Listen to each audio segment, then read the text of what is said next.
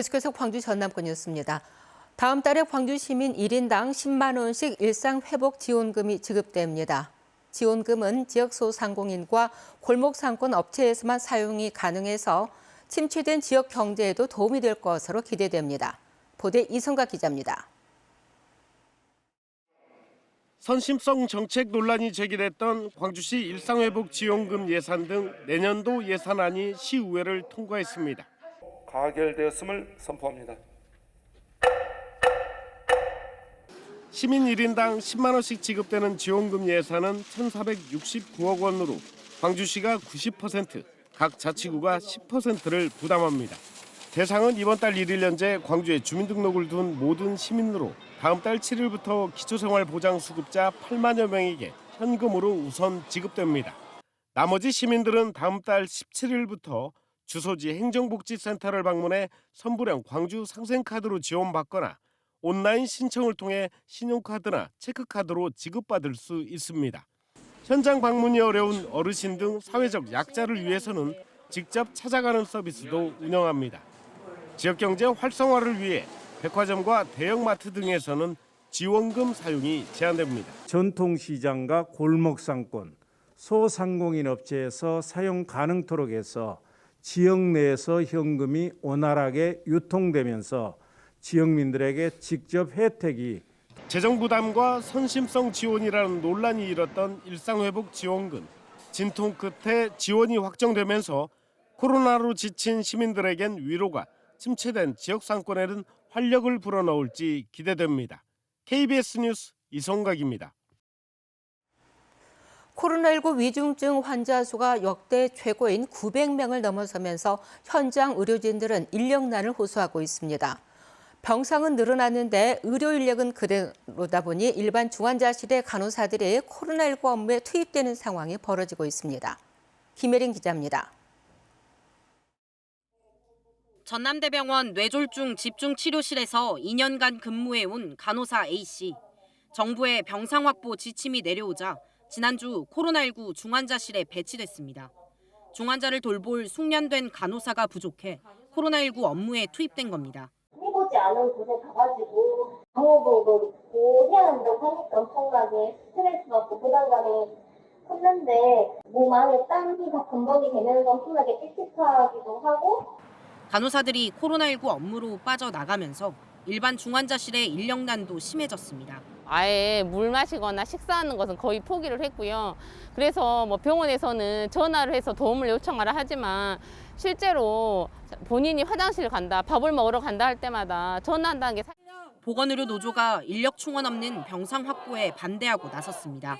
전남대병원의 경우 코로나19 병상 확보를 위해 소아중환자실과 뇌졸중 집중치료실의 병상을 절반으로 줄이고 해당 간호 인력을 코로나19 중환자 치료에 투입했습니다. 노조는 간호 인력의 파견으로 일반 중환자 치료에 의료 공백이 생기고 있다고 지적했습니다. 병상만 확보되었을 뿐 인력은 전혀 보충되지 않았습니다. 기존의 병동의 인력도 부족해서 아우성인데 거기에 있는 병동의 인력을 줄여서 축소해서 감염병 환자를 보는 코로나 병동으로 전환 배치만 했을 뿐입니다. 보건의료 노조는 인력이 없으면 아무리 병상을 확보한다 해도 적절한 의료 서비스를 제공할 수 없다며 간호 인력 충원에 대한 대안을 요구했습니다. KBS 뉴스 김혜린입니다. 산발적 지역 감염 확산이 이어지면서 어제 광주와 전남에서 119명이 코로나19에 신규 확진됐습니다. 광주에서는 남구 복지시설의 집단 감염과 관련해 10명이 추가 확진됐고 광산구 모 중학교와 관련해서도 자가 격리자들이 잇따라 확진되는 등 확진자 59명이 나왔습니다.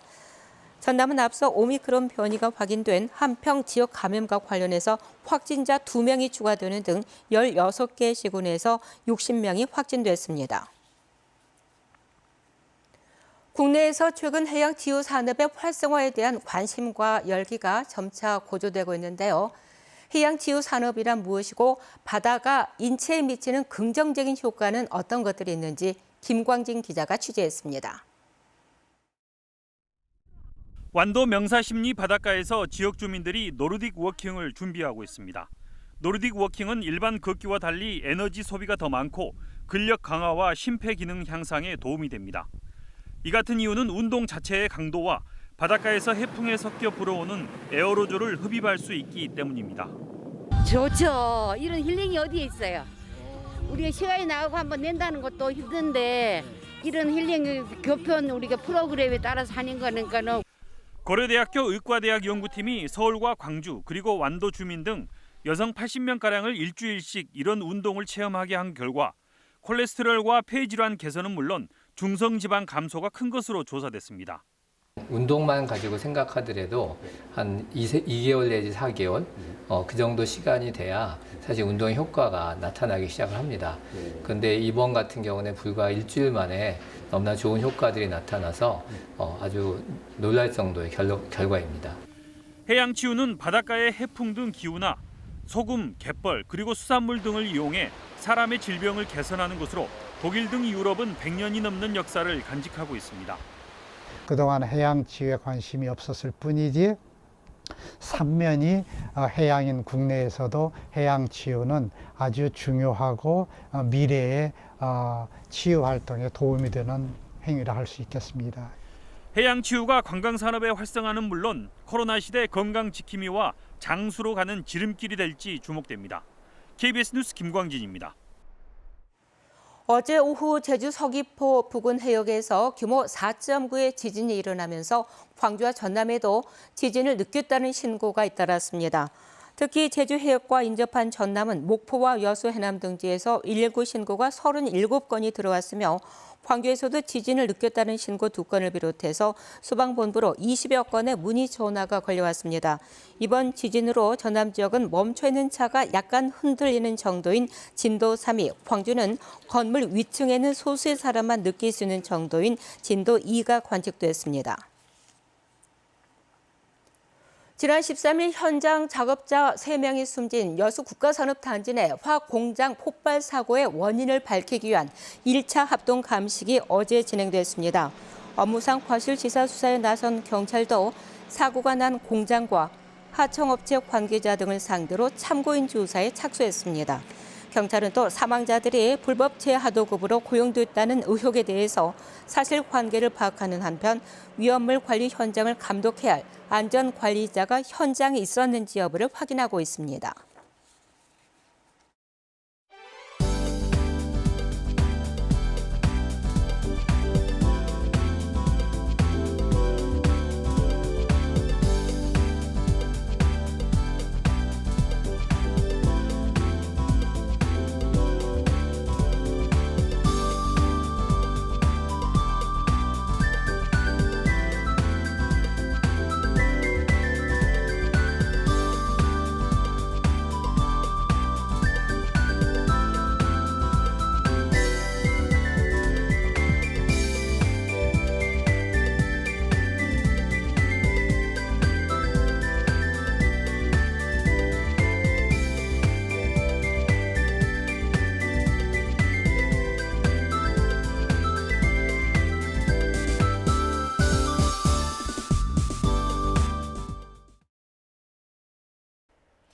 오늘은 추위가 다소 누그러지겠습니다. 아침 기온 영상권에서 시작한 곳들이 많은데요. 최저 기온이 광주가 2.4도, 여수와 목포가 5도로 어제보다 5도가량 높은 기온 보였습니다.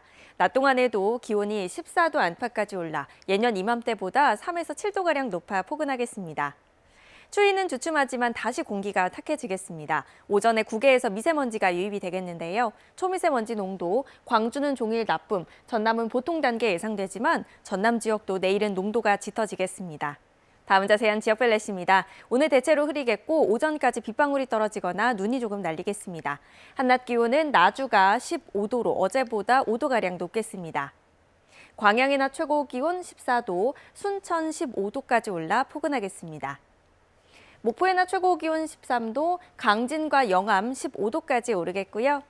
신안도 한낮 기온 14도로 어제보다 4도가량 높겠습니다. 서해남부 먼바다는 물결이 최고 2.5m로 다소 높겠습니다. 내일은 새벽부터 오후 사이에 5mm 안팎의 비가 조금 내리겠고요. 금요일과 일요일에는 눈이나 비가 내리겠습니다. 기상정보 전해드렸습니다. 다음은 희망 2022 나눔 캠페인 이웃돕기 성금을 보내주신 분들입니다.